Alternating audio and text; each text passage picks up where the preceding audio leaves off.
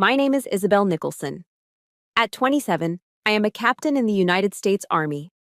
I was trained to identify an enemy from a mile away, to analyze the most sophisticated deception. But I spent my entire life pretending not to see the biggest enemy of all, living under my own roof. On the day of my wedding, at a magnificent Newport mansion overlooking the sea, my father, General Harrison Nicholson, stepped forward. In front of generals, admirals, and my own comrades in arms, he leaned in close, his voice a venomous hiss. You think wearing a white dress and marrying a real soldier can hide the fact that you're just a desk-bound disappointment? And then, he punched me. A deliberate soldier's punch that sent me sprawling onto the marble floor, blood staining the corner of my veil.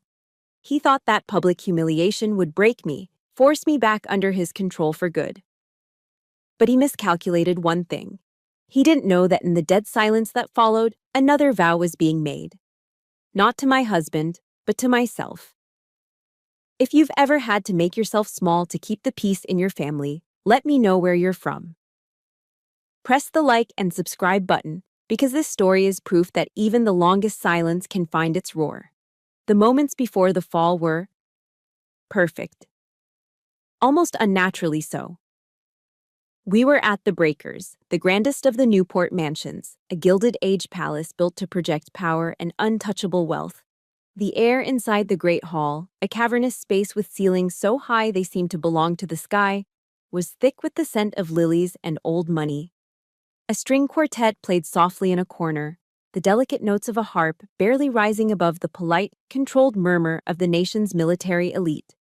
Outside, the manicured lawns rolled down to meet a calm, slate-gray Atlantic. I remember holding a flute of Veuve Clicquot, the tiny bubbles rising in a frantic celebratory dance. My own happiness felt just like that, a fragile, shimmering thing that might vanish if I looked at it too closely. It was a feeling I knew well, a lifelong habit of holding my breath, terrified that any sudden exhale might shatter the illusion of peace my family worked so hard to maintain. Around me, the men stood ramrod straight in their dress uniforms, chests heavy with medals that glinted like armor in the soft afternoon light filtering through the towering arched windows. Their wives, elegant and poised, moved through the crowd with practiced grace. It was a perfect picture, meticulously composed. A portrait of the Nicholson family legacy. And I, for the first time, felt like I was finally a part of it, not just a disappointing footnote. My husband, Jack, stood beside me, his hand warm and steady on the small of my back. He was an anchor in this glittering, treacherous sea. He caught my eye and smiled, a genuine, easy smile that came from the cornfields of Wisconsin, so different from the tight, calculated expressions I grew up with. In that smile, I allowed myself to breathe. A mistake. That was when I saw my father, General Harrison Nicholson, making his way toward us. He moved not like a father of the bride, but like a commander reviewing his troops. Shoulders back, chin high, his 2 stars winking on his collar. A path cleared for him instinctively. Admirals nodded, colonels straightened their posture. He was a legend in the armored corps, a man carved from granite and fury, and the air crackled with his approach. He ignored Jack completely, his gaze fixed on me. His eyes, the same pale blue as a winter sky, were devoid of any warmth. He stopped directly in front of me, so close I could smell the scotch on his breath, a scent I associated with closed-door rages and the splintering of furniture. He leaned in, and for a wild, hopeful second, I thought he was going to offer a word of congratulations, a grudging truce on my wedding day. That's when he uttered those words, a low hiss meant only for me, but sharp enough to slice through the surrounding chatter. You think wearing a white dress and marrying a real soldier can hide the fact that you're just a desk-bound disappointment? The world didn't go black. On the contrary, it went sharp. Painfully, horribly sharp. The sound of his knuckles connecting with my jaw was a dull, wet crack that seemed to silence the harp mid-note. The force of the blow snapped my head to the side, and I stumbled, my heel catching in the lace of my gown. The fall felt like it happened in slow motion, a graceful, horrifying arc that ended with the brutal impact of my body against the cold, unforgiving marble floor. A metallic taste, coppery and sharp, filled my mouth, mingling with the last sweet notes of the champagne. A single drop of blood landed on the pristine white of my veil.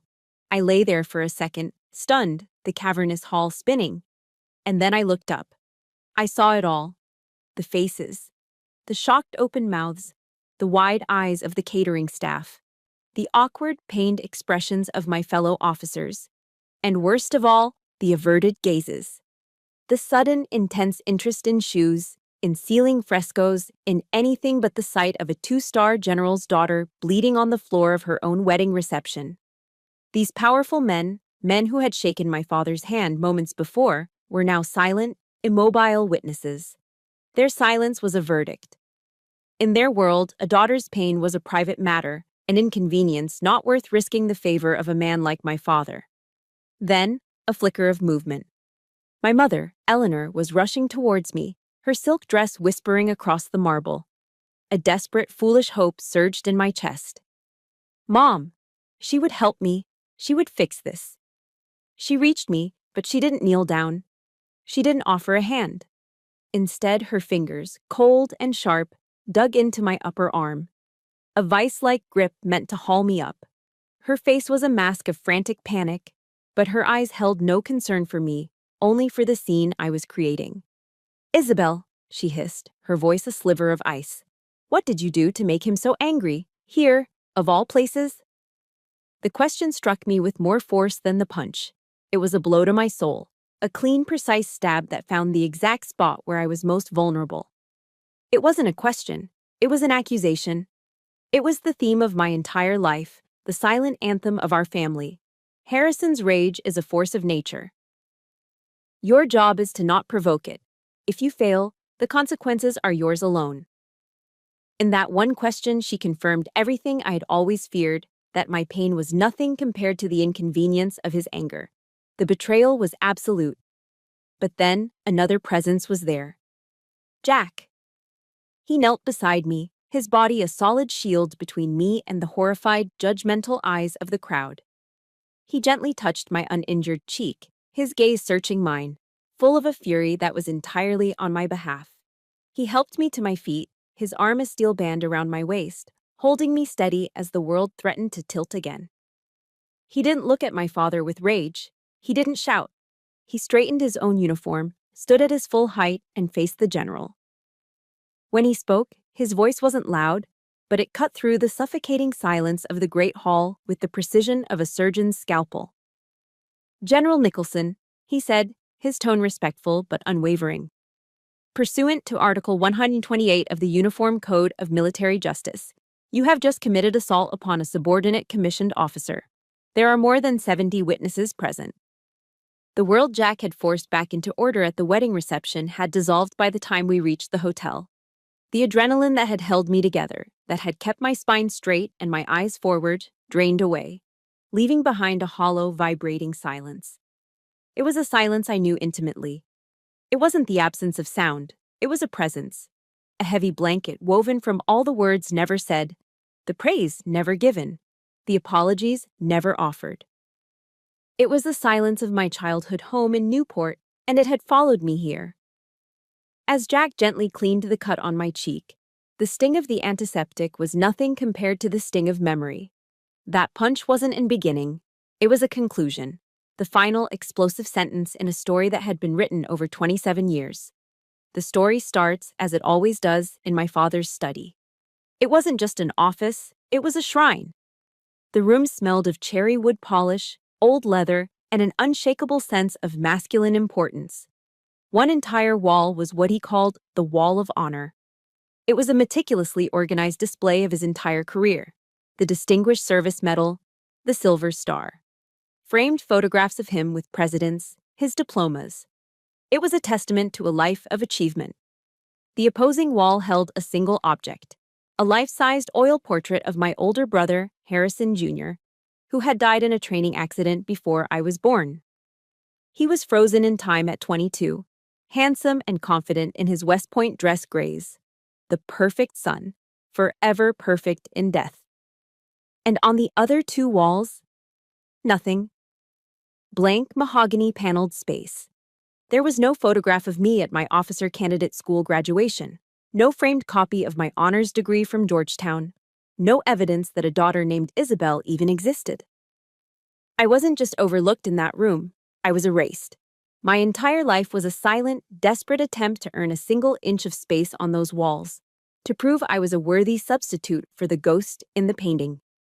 My best chance, I thought, was West Point. It was his world, his alma mater. If I could walk the same paths, wear the same gray uniform, I could finally earn his respect. I worked relentlessly. I ran until my lungs burned, studied until the words blurred on the page, practiced for the congressional nomination interview until my answers were flawless. The interview was with a senior senator, an old friend of my father's. I was nervous, but prepared. And then my father, who had insisted on being there, leaned forward with a paternal smile. "Isabel has a tender heart, Senator," he said, his voice smooth as bourbon. "Perhaps that environment is a little too harsh for it." It sounded like concern, a father's love, but it was a perfectly aimed shot. The senator's expression shifted, a flicker of doubt entering his eyes. I saw my dream die in that moment, killed by a single, caring sentence. It took me years to understand it wasn't protection, it was sabotage. He never wanted me to be his equal. He wanted me to be a subject in his kingdom, not a contender for a neighboring throne. The rejections of who I was became more direct as I got older. When I was 16, I discovered photography. I loved the quiet magic of the darkroom, the way I could capture a moment and hold it. All I wanted for Christmas that year was a new camera, a Canon AE1 like the one Ansel Adams used. On Christmas morning, there was a large, heavy box for me under the tree. My heart hammered with hope. I tore it open, and my breath caught in my throat. Inside was a set of cast-iron dumbbells and a thick textbook, the U.S. Army Marine Corps Counterinsurgency Field Manual. Tucked inside was a card in my mother's elegant script. Time to focus on more important things. The message was brutally clear. My passions, the things that made me me, were not important. They were frivolous distractions from the only path he deemed acceptable. Still, I tried. I joined the Army through a different route, chose military intelligence, a field he scorned as desk work. I excelled. The day I was promoted to captain, my new rank pinning ceremony felt hollow without them there. I called home from my office in D.C., my voice buzzing with pride. "Dad, I made captain." There was a pause, then his voice, flat and unimpressed. "All right." Click. The line went dead. That night, I put on a nice dress and went to the Capitol Grill by myself. I sat at a small table, ordered a perfectly cooked filet mignon, and a glass of expensive Cabernet Sauvignon I couldn't really afford. I raised my glass to my own reflection in the dark window. "Congratulations, Captain Nicholson," I whispered. I had never felt so proud and so profoundly, devastatingly alone. My greatest achievements were ghosts, celebrated only by me. When I first brought Jack home to Newport, I'd held a sliver of hope. Jack was a Green Beret, a Special Forces officer. He was, by any measure, a real soldier. He tried so hard to connect. At dinner, he brought up the Green Bay Packers, trying to find some common ground in the all-American religion of football. My father cut him off with a dismissive wave of his hand. "In this house, Mr. Monroe," he said, the Mr. dripping with condescension, "we don't discuss games. We discuss war and legacy." Later that night, after Jack had gone, my father turned to me, his lip curled in a sneer. "You chose a simple farmer from Wisconsin. It just shows how low your standards are. He will never belong in this world." And now here I was, in a hotel room far from Newport, the silence screaming around me. My wedding dress, a symbol of a future I desperately wanted, lay in a heap on the floor, its white lace stained with my blood. I had changed out of it mechanically, my body moving on autopilot. Driven by years of instinct, I'd put on the only thing that felt like armor. My uniform. I stood before the full-length mirror, the dark green fabric feeling both familiar and foreign. I saw the silver bars of a captain on my shoulders, the polished insignia on my collar. I saw the reflection of a woman who had fought for every scrap of respect she'd ever received. But looking at the tired, bruised face staring back at me, a cold question finally surfaced from the depths. This uniform I fought so hard to earn. Is it armor that protects me, or is it just the walls of a prison he built? The question hung in the air of that sterile hotel room long after I'd asked it. Armor or prison? I didn't have an answer. The world my father had built was the only one I knew. A week later, I found myself on a plane, descending into a world I couldn't have imagined. On the flight to Madison, I'd been listening to a podcast, trying to drown out the noise in my own head. It was Brené Brown. I remember her voice, calm and steady, saying, "Vulnerability is not weakness. It's our greatest measure of courage." The words felt foreign, like a language I'd never been taught. Courage, in my world, was about hiding vulnerability, not embracing it. As the plane's wheels touched down, the first thing I noticed was the sheer, overwhelming green. It wasn't the manicured, restrained green of Newport's estates. It was a wild, sprawling, unapologetic green of cornfields stretching to the horizon under a vast, open sky. When the cabin door opened, the air that rushed in was different. It was clean and smelled of damp earth and growing things. It felt like I was taking my first real breath in 27 years. They were waiting at the gate, not with polite nods or hesitant handshakes, but with arms wide open. Jack's mother, Carol, a woman with laugh lines around her eyes and flour dusting her jeans, pulled me into a hug that smelled like cinnamon and safety. It wasn't the brittle, air-kiss embrace of my mother. It was a real, solid, enveloping hug. Jack's father, Frank, a tall, quiet man with hands weathered by decades of work, simply placed a large, warm hand on my shoulder and squeezed gently. It was a gesture that said more than 1,000 empty words of welcome ever could. In that small regional airport, surrounded by the genuine warmth of the Monroe family, I felt like an alien stepping onto a friendly planet for the first time. Frank's silence was the first thing that truly unnerved me. He was a man of few words, and my body, conditioned by years of living with my father, automatically interpreted a quiet, powerful man as a threat. I spent the first day on edge, waiting for the quiet to break, for the inevitable judgment or criticism. But it never came. The next morning, I woke before dawn, my internal clock still set to military time. I sat on the wide wooden porch swing, a mug of coffee growing cold in my hands, watching the mist rise off the fields. The screen door creaked open, and Frank stepped out. He didn't speak, just handed me a fresh, steaming mug. He sat down in the rocking chair beside me, the silence stretching between us. But this time, it wasn't heavy. It was comfortable. Peaceful. After a long moment, he nodded towards a line of trees at the edge of the property. "Deer come down to the creek to drink about this time," he said, his voice a low, gentle rumble. And that was it. He wasn't testing me or demanding a response. He was just sharing his world with me, a quiet, simple offering with no strings attached. My father's silence was a weapon. Frank's was a gift. Later that day, I found myself in the kitchen with Carol. The room was the heart of the house, warm and filled with the heavenly scent of yeast. It was Friday, which meant the traditional Wisconsin Friday fish fry, and she was preparing everything from scratch. As my hands, trained to break down a rifle, fumbled with peeling potatoes, she asked about my work. I launched into my default explanation, a mechanical, jargon-filled description of intelligence analysis and threat assessment. She listened patiently, then gently stopped my hands with her own.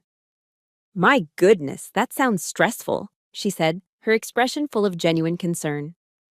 And then she asked the question that shattered my defenses. "Does it make you happy, Izzy?" I just stared at her. Happy? No one had ever asked me that. They asked about my metrics, my promotion potential, my performance reviews. Happiness was never part of the equation. For the first time, I spoke about the crushing pressure, the sleepless nights, but also the thrill of solving a complex puzzle. I spoke not as Captain Nicholson, but as myself. While we talked, she was tending to a bowl of sourdough starter. The secret to good bread is patience, she said, folding the dough with expert hands.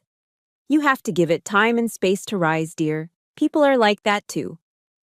Her simple words, spoken in the warmth of that Wisconsin kitchen, held a profound wisdom my own mother, with all her society breeding, had never offered. That night, sleep wouldn't come. I was lying in bed, my mind racing, trying to process the day's kindness.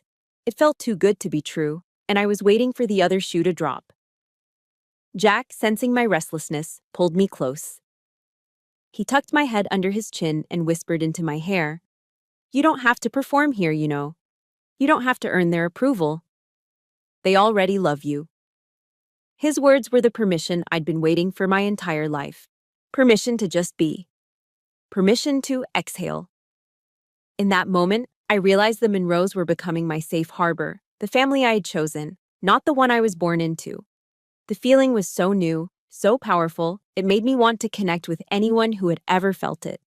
If you've ever found a person or a place that felt more like home than your actual home, please support this story with a like and comment below with the name of the one person who makes you feel completely safe. It's a gift we should all celebrate. The next day, I was sitting on the porch again. Frank came out and sat with me, watching the afternoon sun dapple the leaves of the big oak tree in the yard. He looked over at me, a small kind smile on his face. "You've been carrying the whole world on your shoulders, haven't you?" he said quietly. I could only nod, a lump forming in my throat. He was silent for another moment, then delivered the words that would change everything. "Well," he said, "you can set it down for a while. Around here, you just have to be Izzy." The moment my father's imposing figure was escorted out of the great hall, a vacuum of sound and purpose was left in his wake. The string quartet had fallen silent, their bows frozen over their instruments. The guests, a sea of decorated uniforms and elegant gowns, stood in stunned, awkward clusters, not knowing where to look or what to do. The silence was deafening, a thick, suffocating blanket of collective shock and embarrassment. And I was at the epicenter of it, standing alone on a vast expanse of marble, feeling utterly naked. Every eye was a laser beam, fixed on the rapidly purpling bruise on my cheek. I wanted the floor to crack open and swallow me whole. I wanted to disappear. My parents were gone. They had detonated the bomb and simply walked away, leaving me to stand in the wreckage, just as they always had. My entire life had been a series of these moments, them creating a catastrophe, and me, the silent daughter, left to manage the fallout, to smooth things over, to pretend nothing had happened for the sake of peace. But this time, I wasn't entirely alone. As I stood there, trembling, a figure detached from the crowd. It was Major Maria Flores, an officer I'd served with in Afghanistan. She was tough, no nonsense, a woman who had earned her rank through grit and intelligence.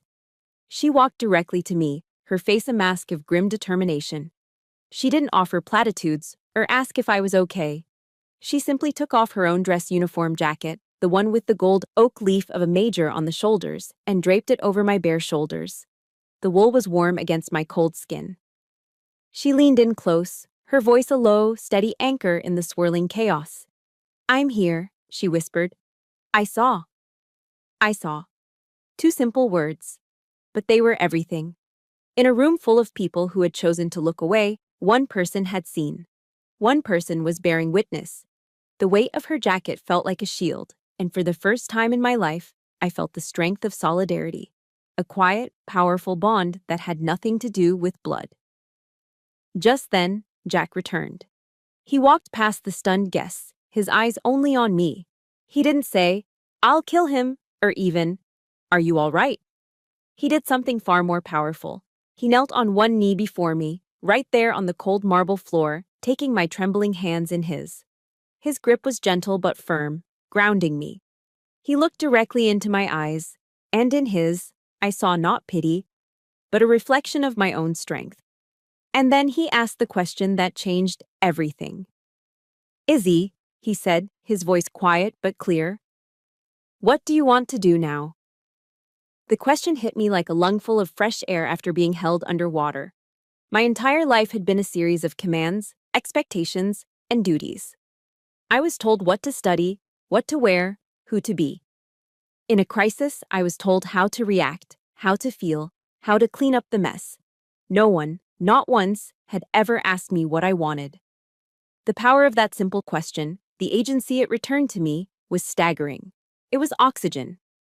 I looked at Jack's face, so full of trust and respect.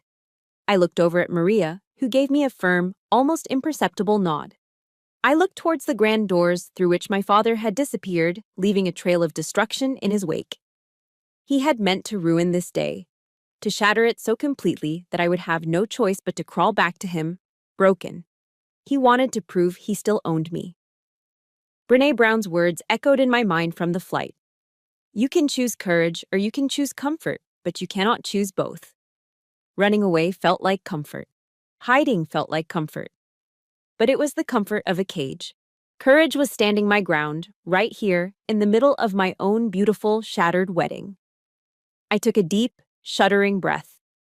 I want to marry you, I whispered, the words feeling fragile but true. A smile touched Jack's lips. It wasn't a happy smile. There was no joy in it. It was a smile of pure, unshakable resolve.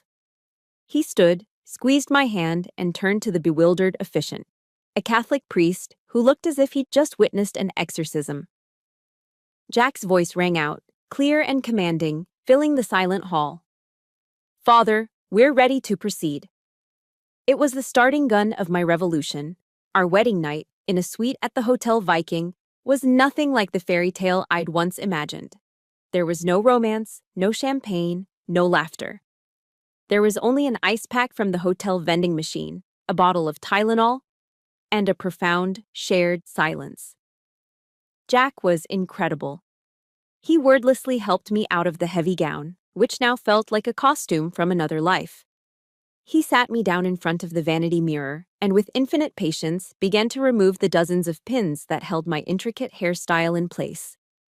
His large, capable hands, the hands of a soldier, were impossibly gentle as he worked, careful not to pull or cause me any more pain.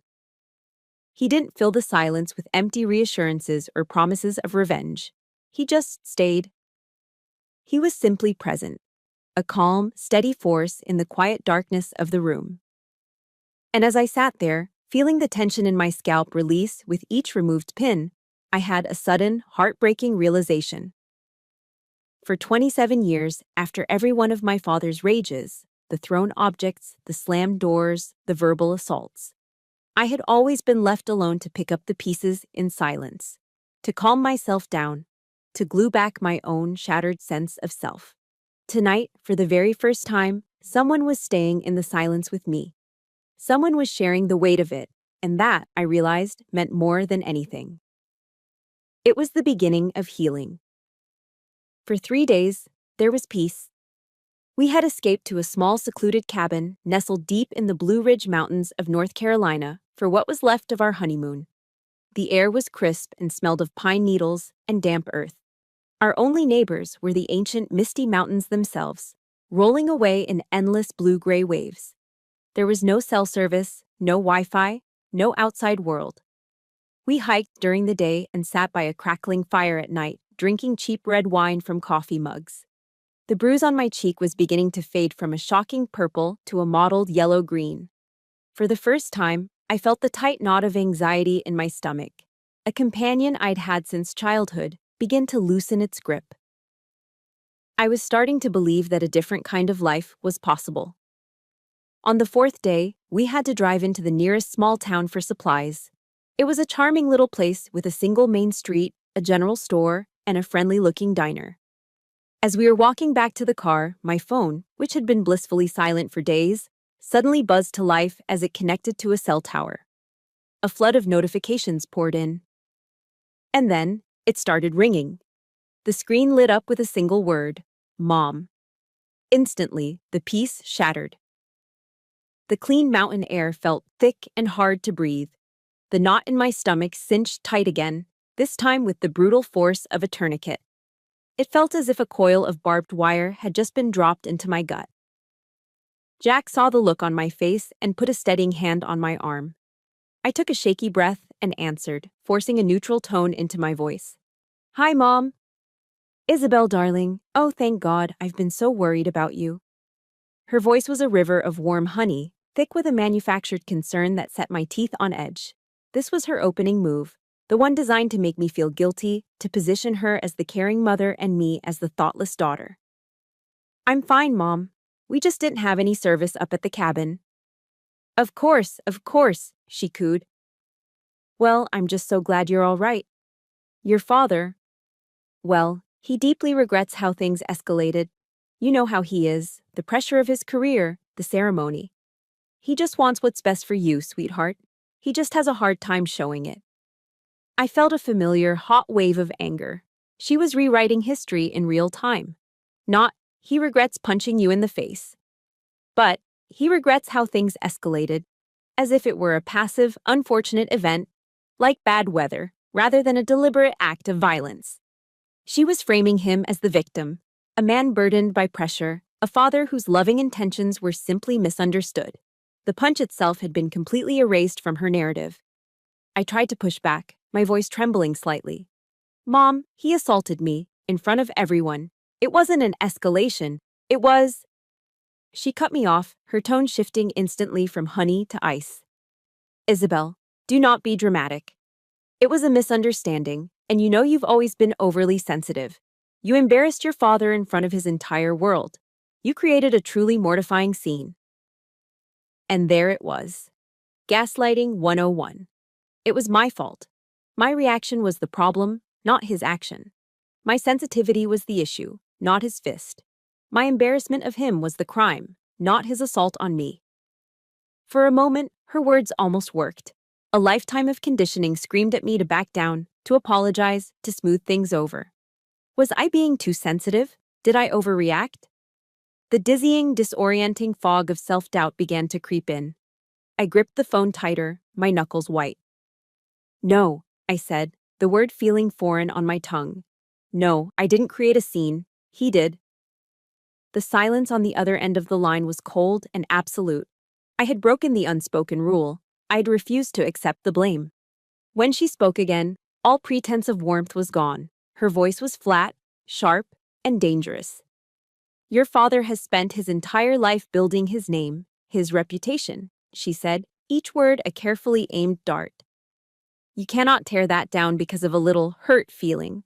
The family is more important than one person's emotions, Isabel. You should know that by now. I felt nauseous. The family. Not a group of people who loved and protected each other, but a brand, a reputation, an entity more valuable than the safety of its own daughter. And then came the final, devastating blow. The checkmate. Jack has a very promising career ahead of him, she said, her voice now dangerously soft. A special forces officer, so much potential. It would be a terrible shame if a few unfavorable remarks from a 2-star general were to find their way into his permanent file. You wouldn't want to be responsible for that, would you, Isabel? The threat was unmistakable, wrapped in the velvet glove of maternal concern. She was holding my husband's future hostage. My stomach churned. This was the ultimate manipulation, forcing me to choose between my own dignity and the career of the man I loved. It was cruel, and it was brilliant. And for a moment, it almost broke me. But then, something else rose up through the fear and the nausea. It was a cold, hard clarity, a rage so pure it felt like ice in my veins. They would never stop. They would use anyone and anything to maintain their control. Jack was just the next tool, the next lever to pull, and I would not let them touch him. My own voice, when I found it, was shaking, but it was clear. It was steady. It was a voice she had never heard before. Do not ever, I said, my words low and precise, call me and threaten my husband again. This conversation is over. And for the first time in 27 years, I hung up on my mother. The click of the phone disconnecting was the loudest sound I had ever heard. It was the sound of a chain snapping. That night, back in the cabin, sleep was an impossibility. The silence of the mountains, which had felt so peaceful just hours before, now felt heavy, charged with unspoken threats. My mother's final words echoed in my head, a repeating loop of velvet-wrapped poison. You wouldn't want to be responsible for that, would you? Fear was a familiar companion. It had been the wallpaper of my childhood, a constant low-grade hum in the background of my life. Fear of my father's temper, fear of my mother's disapproval, fear of not being good enough. I knew its taste, its texture. But tonight, something new was churning alongside it. A cold, hard rage. It was different from the hot, helpless anger I'd felt before. This was a clarifying anger, an anger that burned away the fog of confusion and self-doubt. I realized, with a certainty that chilled me to the bone, that they would never stop. This was not the end. It was just their next tactic. If I gave in, if I buried this for the sake of Jack's career, they would own us both. Jack would become the new leash they used to control me. The cycle of abuse would simply find a new, more insidious form. I looked over at him, sleeping peacefully in the faint moonlight filtering through the window, his face relaxed and free of the world's ugliness. He trusted me. And protecting him, I understood now, meant protecting myself. It meant burning the whole rotten system to the ground. The thought reminded me of a quote from a speech by General Dunford I'd once had to study. The standard you walk past is the standard you accept. For 27 years, I had walked past the abuse. I had accepted the silent tyranny, the emotional manipulation, the constant belittling. By staying silent, I had co-signed their behavior. I had accepted it as my standard. Tonight, that ended. Suddenly, I remembered something. The wedding photographer. Amid the chaos after the ceremony, she had pressed a small SD card into my hand. Just in case, she had whispered, her eyes wide. I had shoved it into my purse and forgotten about it until now.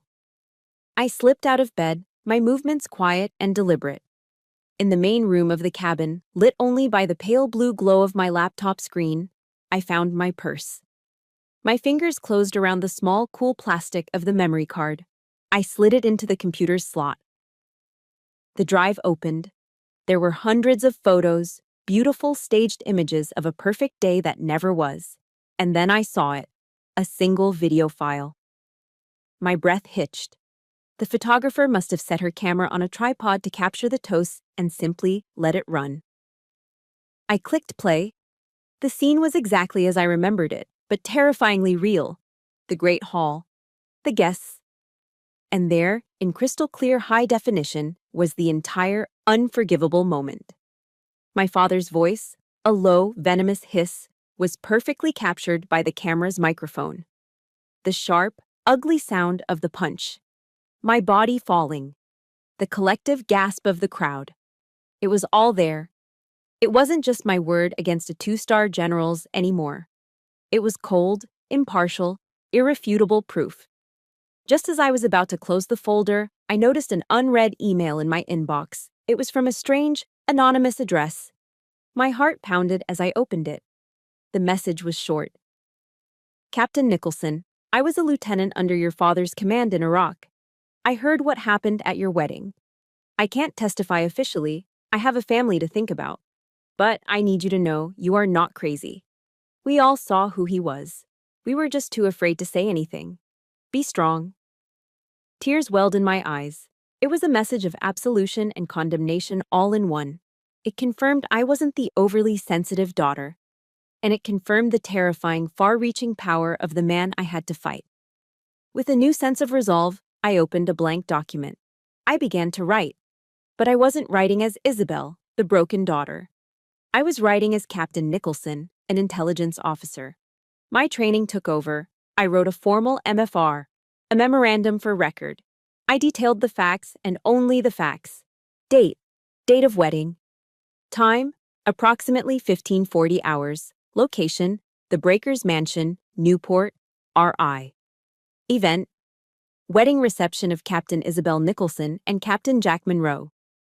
I listed the names of every high-ranking officer I could remember being present as potential witnesses. I described the assault using the precise, sterile language of the UCMJ. Subject, General Harrison Nicholson, engaged in an unprovoked physical assault upon a subordinate officer. I attached the video file. Each word I typed was a brick in a new wall. A wall of truth, a wall they could not tear down. Every keystroke felt like an act of liberation, of reclaiming my own narrative, my own honor. When it was done, I addressed the email. To the Office of the Inspector General, Department of the Army. My finger hovered over the send button. This was it. The point of no return. This single click would detonate my family, end my father's celebrated career, and throw my own future into chaos. I would be trading a quiet, familiar prison for a loud, uncertain war. As I sat there, paralyzed by the enormity of it, a warm hand landed on my shoulder. Jack. He had woken up and come to find me. He didn't ask what I was doing. He didn't need to.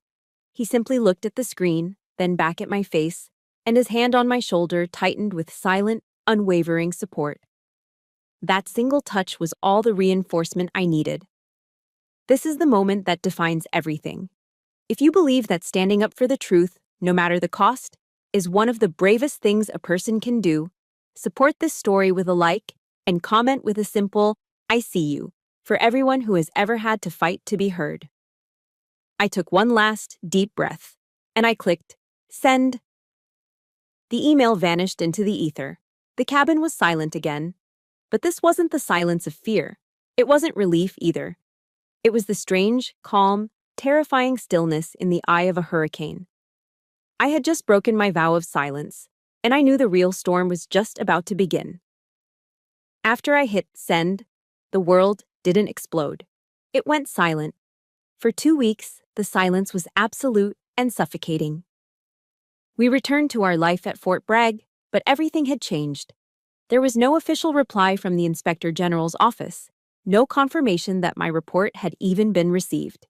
The only feedback we got was from the atmosphere around us. It was a cold front that had moved in overnight. Colleagues who used to greet us with a warm hello now found something intensely interesting to look at on the floor as we passed. Conversations would stop abruptly when we entered a room. Whispers followed us down hallways. We weren't just being ignored, we were being ostracized. We had become untouchable, like lepers in a modern military colony. The system, it seemed, was closing ranks, protecting one of its own. The familiar, gnawing fear began to creep back in, chewing at the edges of my resolve. Had I made a terrible mistake? Had I sacrificed everything for nothing? I found myself replaying my mother's threat, wondering if my father was already making good on his promise to ruin Jack's career. The silence from the command structure was a form of psychological warfare, and I was beginning to lose. Then, one evening, as we were eating a quiet dinner of leftover pizza in our small, sterile apartment on Post, my phone rang. It was a restricted number. My heart leaped into my throat. I answered, my voice barely a whisper. "This is Captain Nicholson." "Captain." A man's voice, formal and devoid of emotion, replied. "This is Major Evans with the Judge Advocate General's Corps. We've received your report. A preliminary inquiry has been opened into the conduct of General Harrison Nicholson." I sank into a kitchen chair, my legs suddenly unable to support me. Relief washed over me in a dizzying wave. They had heard me. It was real. But then Major Evans said something that changed the entire landscape of the fight.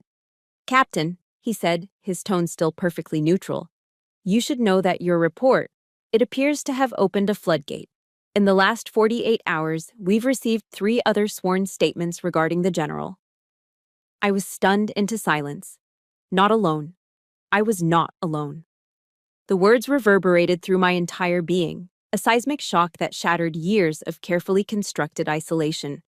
The days that followed were a whirlwind. Investigators from the IG's office began to contact me. They were professional, methodical, their questions precise. They showed me redacted copies of the other statements. I was no longer looking at my own isolated trauma. I was looking at a pattern, a meticulously documented history of abuse of power. I read the testimony of a young first lieutenant who my father had verbally eviscerated in front of his entire platoon for a minor mapping error, humiliating him so badly he had considered leaving the army. I read the statement from a logistics specialist, a sergeant first class, who had been systematically denied promotions after she had reported a discrepancy in his travel vouchers. He had quietly and efficiently destroyed her career over a few $100s. I read about his volcanic rages, the objects thrown in his office, the threats, the intimidation. It was like looking at the shards of a shattered mirror, and in every broken piece, I saw a reflection of my own pain. I had always thought I was the sole target of his private wars. The truth was, he had left a battlefield of broken soldiers in his wake. The most powerful story came from a retired female colonel. She had been on the fast track to making brigadier general a decade ago.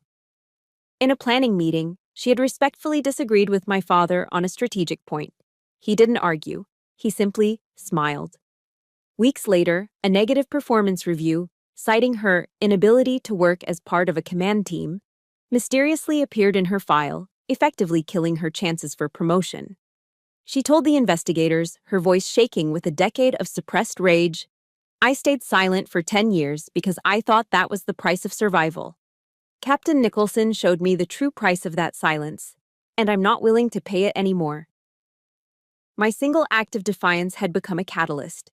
It had given others the courage to step out of the shadows. It was a domino effect, a chain reaction of truth that, once started, could not be stopped. A week later, we were assigned a military lawyer from the JAG Corps. We met her in a small windowless office. Major Hannah Rostova was not a warm, reassuring presence. She was sharp, intense, with intelligent eyes that seemed to see right through you. She didn't waste time on pleasantries. She laid it out for us in stark, unflinching terms. "General Nicholson is not going to go down quietly," she said, her voice crisp. "He's going to use every ounce of his influence, every connection he has, to paint you as a liar. An unstable, vindictive daughter with an axe to grind. He will try to discredit you, humiliate you, and break you on the stand." She leaned forward, her gaze locking onto mine. "Our fight isn't just about proving his guilt. It's about defending your character. From this moment on, you are no longer the victim. You are the primary witness in a legal battle. You need to be prepared. Are you?" Her words were like a splash of ice water. She wasn't offering comfort, she was offering a mission. She was handing me a weapon and a strategy. She was pulling me out of the role of the hurt daughter and placing me squarely in the role I knew best. A soldier preparing for a fight. "Yes, ma'am," I said, my voice steady and clear. "I'm ready." A few days later, she called. "It's official," she said, her tone all business. "The commanding general has reviewed the preliminary inquiry. He's determined there's credible evidence to proceed. An Article 32 hearing has been scheduled." The finality of it settled in. This was no longer a family drama. It was a formal, legal proceeding. A stage was being set for a confrontation, and the curtain was about to rise. The Article 32 hearing was held at Fort Myer, Virginia, in a formal hearing room that felt more like a courtroom. The space was designed to intimidate. It was paneled in dark, imposing mahogany, the air thick with the scent of floor wax and the heavy weight of military justice. The American flag and the Army flag stood sentinel in the corner. This was the heart of the institution my father had dedicated his life to, and it was the stage for his undoing. He sat at the respondents' table, directly across from me. He was in his full Class A uniform, the chest so crowded with ribbons and medals it looked like a shield of honor. For the first time in my life, he wouldn't look at me. His gaze was fixed straight ahead on the presiding officer, his jaw set, projecting an aura of aggrieved dignity. My mother sat in the row directly behind him, her posture perfect, her face a blank, emotionless mask of porcelain. She looked like a statue. I sat beside Hannah, my own hands clasped tightly in my lap to keep them from shaking. But my back was straight, my uniform was perfectly pressed, my gaze was steady. As I looked at the man across from me, I realized with a jolt that I wasn't afraid. The frightened little girl who used to tremble in his study was gone. In her place sat Captain Isabel Nicholson, and she was ready. The hearing proceeded with methodical precision. Witnesses were called, testimonies were given. But the turning point, the moment the atmosphere in the room shifted irrevocably, was when Hannah announced, The government calls its next exhibit a video recording of the event in question. A large screen was wheeled to the front of the room. The lights were dimmed. The silent, grainy footage of my wedding reception filled the screen. The room was so quiet I could hear the hum of the projector. Then, the audio kicked in. My father's voice, a venomous hiss, clear as a bell in the silent room. Desk-bound disappointment. The sharp, ugly crack of the impact. My own shocked gasp as I fell. The video played for only 15 seconds, but it felt like an eternity. I didn't watch the screen. I watched my father. I saw the muscle in his jaw clench, a tiny telltale sign of his fury. I saw the confident, arrogant posture begin to sag, just slightly, under the weight of his own actions being played back for the world to see. The monument was cracking. When the lights came up, the presiding officer, a stern-faced colonel, simply stared at the blank screen for a long moment. The video had said it all. Then it was my turn to testify. My father's civilian lawyer, an expensive suit from a DC firm, approached me with a condescending smile. He was clearly going for the hysterical daughter angle. "Captain Nicholson," he began, his voice dripping with false sympathy, "isn't it true that you and your father have always had a difficult relationship?" "No, sir," I replied, my voice calm and even, just as Hannah had coached me. He looked surprised. "No? You would characterize your relationship as a good one." "I would characterize it as abusive, sir." A murmur went through the room. The lawyer's smile faltered. He tried a different tack. "Isn't it true, Captain, that you've always been somewhat jealous of your father's legacy? That perhaps this is just a way to get attention?" I looked him straight in the eye. "Sir, I have a relationship where I was physically and emotionally abused. That is not difficult. That is a crime." I refused to be drawn into a debate about my feelings. I stuck to the facts, the abuse, the assault, the pattern. His attempts to paint me as an emotional, unreliable woman fell flat against the cold, hard wall of my military bearing. His final attempt was one of pure desperation. He turned to the presiding officer. "Sir, what we have here is not an assault.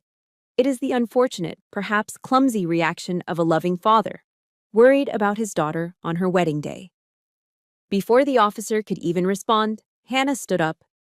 "Objection," she said, her voice like ice. She didn't wait for a ruling. She looked directly at the lawyer. "A concerned father hugs his daughter," she said, her voice ringing with contempt. "A bully punches her. Please do not insult the intelligence of this hearing by confusing the two." The lawyer retreated, his face flushed. The room was silent. But the final nail in my father's coffin was hammered in by the man himself. The retired colonel, the one who had written me the email, gave a powerful, damning testimony about his career sabotage. Other witnesses corroborated a long history of tyranny. Finally, my father was called to the stand. It was his chance to show remorse, to offer a defense. Instead, he chose to attack. He launched into a furious, rambling tirade about loyalty, about sacrifice, about the ungratefulness of a new generation. He spoke of his legacy, his honor, and the betrayal of his own flesh and blood.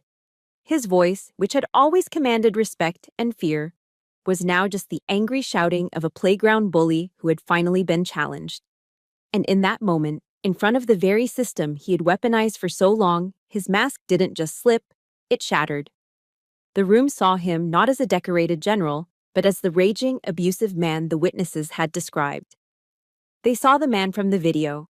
I realized then that he wasn't defeated by my evidence or by the other testimonies. He was defeated by his own reflection. He was undone by the one thing he could never control, his own true self. After he was dismissed, there was a brief recess. I didn't see him leave the room. The next time I saw him was only in a photograph, days later. It was a sterile, official photo showing a man I barely recognized, standing stoically as another officer gently, methodically, removed the 2 silver stars from his collar. The monument had finally fallen. The final verdict came down not with a bang, but with a quiet, formal email. My father was to be forcibly retired, stripped of 1 star. A public and permanent stain on a flawless record. The war was over. I had won. But I didn't feel like a victor. There was no surge of elation, no triumphant fist pump. There was only a profound and overwhelming emptiness. That evening, Jack found me sitting on the floor of our darkened living room, staring at a blank wall. He didn't say anything, just sank down to the floor beside me, his solid presence a familiar comfort. After a long silence, I spoke, my voice feeling rusty and foreign. I spent my entire life fighting a war I never chose, and now that it's over, I don't know what to do with the peace. It was a strange kind of grief. I was mourning the loss of the fight itself because for so long, the fight was all I had. It had defined me. Without the looming shadow of my father to push against, who was I? A week later, a letter arrived. The envelope was thick, cream-colored cardstock, the kind my mother favored. My name was written on the front in her perfect, elegant cursive. For a fleeting, foolish moment, I felt a flicker of hope. Maybe this was it. The apology. The acknowledgement. The olive branch. I opened it. The letter was 5 pages long, every line filled with her flawless script, and not a single word was an apology. It was a masterpiece of narcissistic rage, a detailed account of her own suffering. She wrote of the shame she had endured, the humiliation of facing her friends at the Newport Country Club. She wrote of how I had selfishly destroyed the family name, a name that generations had worked to build. She painted herself as the ultimate victim, a loyal wife whose life had been ruined by her ungrateful, destructive daughter. The final paragraph was the one that finally broke me. I can only hope, she wrote, that one day, when you have a family of your own, you will finally understand the true cost of your selfishness. Perhaps then you will feel a fraction of the pain you have caused me. I let the letter fall from my fingers, and for the first time since this whole ordeal began, I cried. Not the hot, angry tears of the past, but a deep, sorrowful, gut-wrenching sob. I wasn't crying because of her hateful words. I was crying for the mother I never had. I was crying for the little girl inside me who had never stopped hoping that one day, if she was just good enough, just smart enough, just quiet enough, her mother would finally see her, would finally protect her. That letter was the final, brutal confirmation that the woman I'd been hoping for simply didn't exist. I was mourning the death of an illusion I'd clung to for 27 years. When the tears finally stopped, a strange calm settled over me. I picked up the letter, walked into the kitchen, and held it over the stainless steel sink. I took a lighter from the utility drawer and set a corner of the thick cardstock on fire. I watched as the flames consumed her elegant, wounding words, turning them into black, curling ash. It wasn't an act of anger, it was a ritual. A funeral for a hope that needed to die so that I could finally live. The door to that part of my life, I decided, was now closed and locked forever. The weeks that followed were quiet and reflective. The noise of the battle was gone, and in the stillness, Jack and I began to talk about the future in a way we never had before. One evening, as we were sitting on our small balcony, watching the sunset paint the North Carolina sky in shades of orange and purple, Jack asked me a simple question. When you think about the future, Izzy, what do you see? I closed my eyes, trying to picture it, and for the first time, the towering, oppressive shadow of my father wasn't there. The space he had occupied in my mind for so long was just empty. But I also saw the uniform. I saw the rigid structure of the army, the rules, the regulations, the constant need to prove myself in a system that had shaped my entire adult life. You know, I said slowly, the thought forming as I spoke, the army gave me so much. It gave me a purpose, a structure, it gave me you. But it was also his world. I followed him into it, trying to earn his respect. I think I need to find a world of my own. Jack was quiet for a long time, just watching the last sliver of the sun dip below the horizon. Then he turned to me, his face serious in the twilight. I'll go with you, wherever that is, he said simply. The idea, once spoken aloud, took root. The thought of leaving the military was terrifying. It was the only identity I'd ever known outside of being a Nicholson. But it was also thrilling. Our decision to submit our resignations wasn't an act of running away. It was a conscious choice to step off a path that had been chosen for us, and to start clearing a new one for ourselves. I thought of my uniform, hanging in the closet. It had been my armor for so long, a protective shell that I had built around myself. It had kept me safe, but it had also kept me contained. Now, it felt too tight, too restrictive. It was preventing me from breathing, from growing. Taking it off for the last time wouldn't be a surrender. It would be the final act of liberation, reclaiming my autonomy not just from my parents, but from the entire system that had defined us both. It was time to find out who Isabel was without the armor. We found our world in a small town just outside Madison, Wisconsin.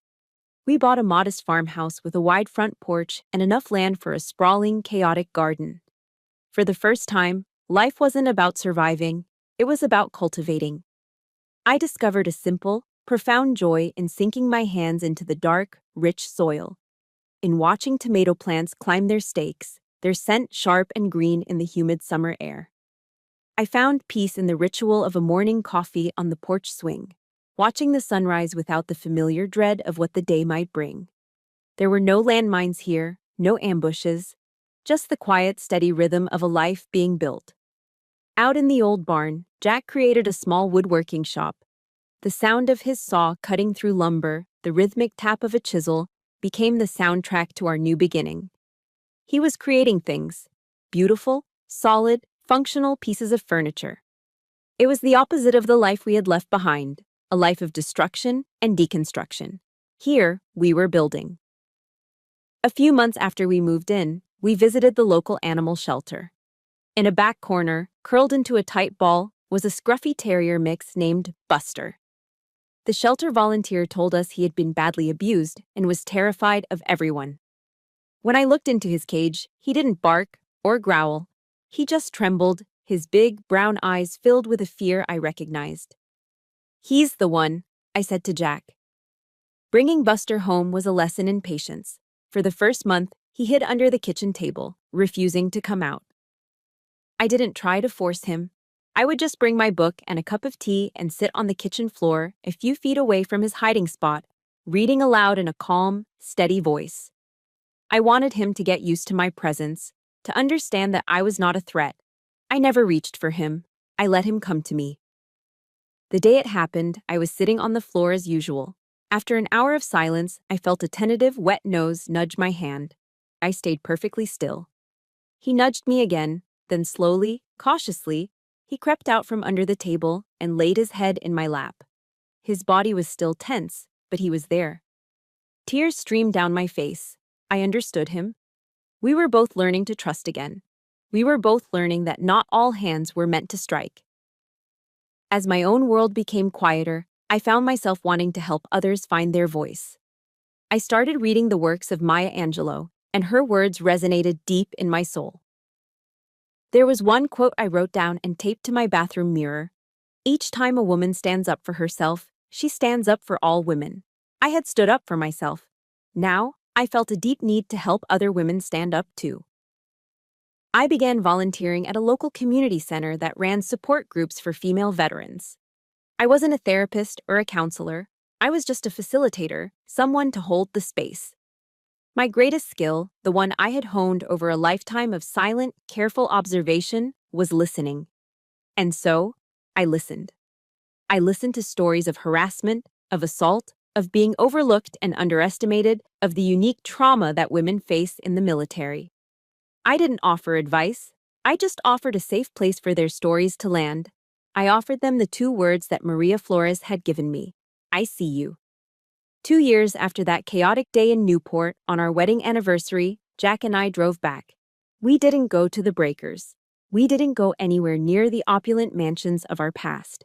Instead, we drove out to the Castle Hill Lighthouse, a simple, steadfast stone tower, standing guard over the entrance to the bay. It was just the two of us, standing on the cliffs with the wind whipping our hair and the salty spray on our faces. We weren't wearing fancy clothes, just jeans and warm sweaters. We hadn't come to relive a memory, but to create a new one. We had written new vows for each other, not on fancy stationery, but on scraps of notebook paper. Jack read his words about partnership, about building a life of quiet strength together, bringing fresh tears to my eyes. Then, I unfolded my own. My voice was clear and strong, carried on the wind out to the sea. I ended with a new promise, not just to him, but to myself. I vow to never be silent again, I said, looking into his eyes. And I vow to always, always listen to my own voice. It was the reclamation of a vow I'd been forced to break on our first wedding day. The final scene of my story isn't about me, it's about what came after. A few months later, I was sitting in the circle at the Veterans Center. A young woman, a former Marine who hadn't spoken a single word in the group for weeks, suddenly cleared her throat. The room went quiet. Hesitantly at first, and then with growing confidence, she began to tell her story. I didn't interrupt. I didn't offer advice. I just sat there and listened. I nodded. I held the space for her, creating a circle of safety where her truth could finally be heard. As she spoke, a small, quiet smile touched my lips. A smile not of victory, but of peace, of completeness. I had found my world. And in this world I had built, a world made of quiet mornings and rescued dogs and circles of strong women, I was no longer just healing myself. I was helping others begin their own journey toward the sunrise. My story found its sunrise, but I know that for many, the dawn is still breaking.